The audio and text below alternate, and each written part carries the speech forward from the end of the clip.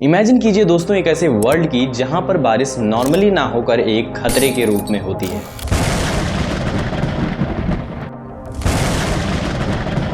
इस वीडियो में हम एक ऐसे छिपे हुए खतरे को अनकवर करने वाले हैं जो आज कई डिकेड से हमारे एनवायरनमेंट पर कहर बरपा रहा है। इसका नाम है एसिड रेन, जिसको हिंदी में अम्लीय वर्षा भी कहते हैं, जो आप इस वीडियो में कई बार सुनने वाले हो।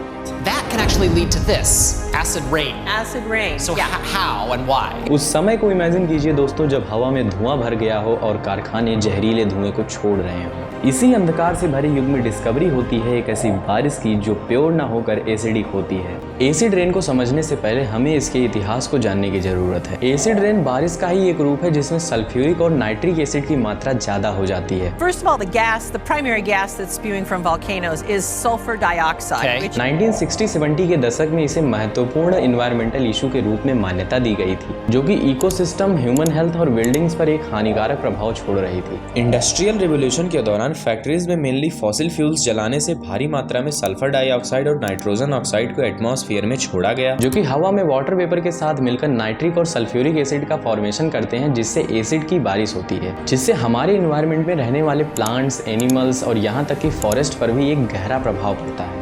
इस बारिश में एसिडिक वाटर होते हैं जो प्लांट से उनके न्यूट्रिएंट्स को सोख लेते हैं, जिसका रिजल्ट ये आता है कि जंगलों के पेड़ पौधे कमजोर हो गए हैं और उनकी ग्रोथ नहीं हो रही है। एसिड रेन ना केवल मिट्टी को बल्कि पानी को भी प्रभावित करती है। जब ये झीलों और नदियों में जाकर गिरती है तो उससे उसके एसिडिटी लेवल को बढ़ा देती है, जिससे कि पानी में रहने वाली कई स्पीसीज जैसे कि मछलियां और ऑर्गेनिजम्स को सर्वाइव कर पाना मुश्किल होता है। इसके अलावा एसिड रेन कई बिल्डिंग्स और मोन्यूमेंट्स को भी खराब कर देती हैं, जो समय के साथ उसके धातु को भी खराब कर देती है। जिस शहर में एयर पोल्यूशन ज़्यादा होता है या फिर किसी पर्टिकुलर एरिया में एयर पोल्यूशन ज़्यादा होता है तो इसका प्रभाव वहाँ पर ज़्यादा देखने को मिलता है। एसिड रेन के ऐसे हार्मफुल इफेक्ट्स को ध्यान में रखते हुए हमें इसका सॉल्यूशन डिस्कस करना भी जरूरी हो जाता है। तो इसके लिए एक गवर्नमेंट, इंडस्ट्रीज और एक इंडिविजुअल भी इस इमिशन को कम करने में मदद कर सकता है। इसके लिए हमें सस्टेनेबल प्रैक्टिसेस को बढ़ावा देना चाहिए, जिसकी वजह से इस एसिड रेन के इफेक्ट को हम कम कर सकते हैं। अगर मैं इस वीडियो के कंक्लूजन की बात करूं तो एसिड रेन एक डिस्ट्रक्टिव फोर्स है जो हमारे इन्वायरमेंट और इकोसिस्टम, यहाँ तक कि ह्यूमन हेल्थ को भी प्रभावित कर सकती है।